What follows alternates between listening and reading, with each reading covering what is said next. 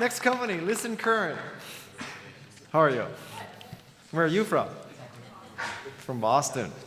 All right. And the Red Sox are in spring training. The Bruins are doing fairly well, and the Celtics stink as usual. Okay. I thought I'd just get that out of the way. Clearly, yeah. All right. So, are we ready? Judges ready? Good to go. It's all yours. Thank you. Hi, I'm Monica Brady-Meyerhoff, the founder and CEO of Listen Current, and we're transforming learning by bringing the power of public radio into the classroom to improve critical listening skills and to engage students with the real world. What we're doing is we are selecting compelling stories from public radio that address the standards that teachers need to hit in science, social studies, and ELA. And this is the kind of high-level academic language that students really need to hear to be successful in school and in college and career, and many of them just don't have access to it. And we wanted to make a special announcement today here on the Launch Startup stage that we're partnering with NPR to bring even more compelling content like this to the classroom. It's the first time NPR has made this kind of arrangement with an education company. So we are solving two market problems. That's why teachers love us. The first is helping students get connected to real-world content and making what they're learning relevant. And the second is listening. Listening, if you are not a good listener, you're not a good reader. That's what the research says. The Common Core recognizes it, and now listening as a skill is being taught and being tested in many states. And imagine if you were tested on your listening and you had no way to practice it. It's an even more acute problem for English language learners. So I am an expert in listening as a 25-year veteran of public radio, and I started Listen Current because my daughter was listening to public radio and she could understand the content that was 3 grade levels higher than she could read. Our CEO has expertise in education technology, and we have the former president of National Geographic on our board of directors. So we're starting to focus on the K-12 market, middle and high schools, but we really see a lot broader applicability to the product into post-secondary and other adjacent markets, as well as global English language learners, because we've added a lot of scaffolding and support for these type of learners. And we have our first sales distribution agreement with the largest education technology company, one of the fastest growing in Japan, to bring Listen Current into Asia for English language learners. So we are a freemium business model. That means it's free for teachers, and we have schools and districts as paying subscribers to get onto the premium portion of the platform, and that includes an interactive transcript, as well as an assignment platform that's individualized for students, and we can integrate with your learning management system and Google Classroom. We also work with partners, such as Pearson, to bring our Listen Current to a wider audience. We've seen tremendous traction in the last year because we're really resonating with teachers and students. One teacher said this is a really novel way to bring content into the classroom. Another says we've transformed learning for their English language learners. We started in Massachusetts and New England, and we've grown to selling in 14 states nationwide, and we have users in all 50 states and around the world. So thanks for listening. Thank you, Monica.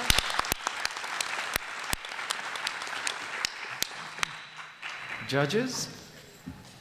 Great job kicking this off. Understood the concept.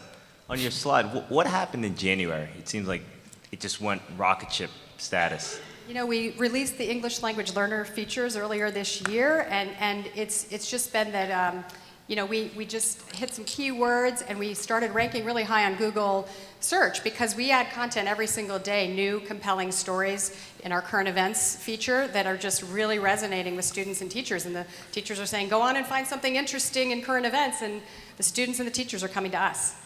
Got it. And second question, and it's also an audience question. So we're investors in Newsela, who's in a similar space. How do you think about competitors in this space? Yeah, that's a great question. Newsela is a reading product, and we are a listening and literacy product.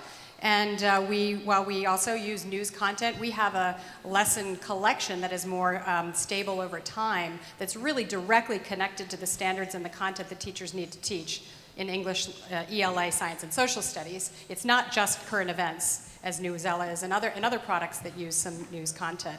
And so we don't have any direct competitors in this middle and high school focusing on those important listening skills and using public radio, such a high-quality resource.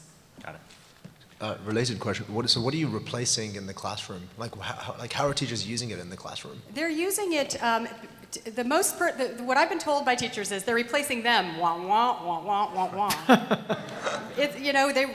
World War II, life was like this. Instead, they can hear from a World War II veteran. They can hear from somebody who was in the trenches in World War I, or a woman who bound her feet in China.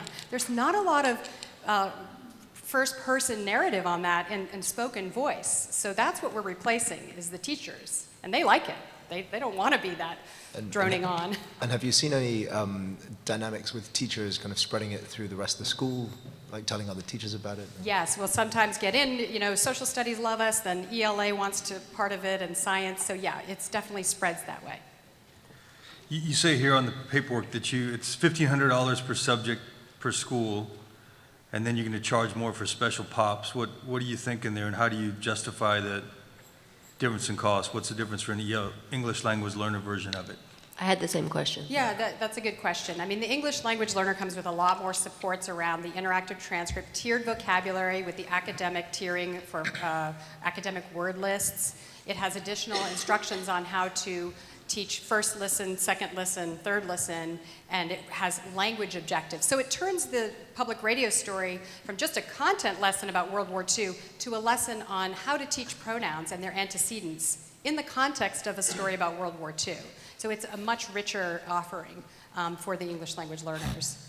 Well, how much ramp-up time for a teacher? I mean, it's great to have these new ideas, but of course our teachers are overwhelmed. What's it going to take me to most integrate teachers this? already understand and love public radio. It's kind of a beloved, so they get that resource can fit into their classroom. We choose 3 to 5 minute resources, so we say it's a short amount of time to get your students engaged. And the platform, our users tell us, very simple, easy to use. You just click the play bar and you're off. So it's very little ramp up. And then the assignment tool is a 5-step process to personalize the assignment using our resources. We try to keep it very simple. Okay. So, Monica, in the real world, so what the teacher has one computer, presses play, and the whole class. Is there a speaker system in these classrooms? So that is one way How to does do this it. all work? Yeah, that's one way to do it. You play it at the front of the room, and you have group listening, and maybe you call on students to recall details about the story. But also with the premium platform, each student has their own individual Listen Current account, and then the teacher can personalize it, and they say, you're still working on your struggling reader, you need to see the transcript. But this student over here should really just focus on listening, so I will block the transcript. And I need to use these questions for you and a little Part of my slightly ignorance, better. but like every student has the availability to have their own computer or laptop or something in the class today? Not everyone does, but many do at home, so you can use it as a homework assignment, or if they don't, you can do it as a group listen and discuss those and have handwritten responses to the listening discussion questions. So it is very flexible. You're right. Not everyone has that at home, but they can still access the listening. The listening is the equalizer. It's what everybody is doing together. And whether you need more supports and others don't, nobody has to know that in the classroom because it's on the back end of the platform and you're all listening to the same story that's around a particular content point. So these extra supports are only available if a learner is using it independently. Yeah, the extra supports are available on the premium, and the premium includes the student subscription. So they're built to be individually assigned for a student to use. So they would only be available if they're using it Digitally, yes. Yeah, so not.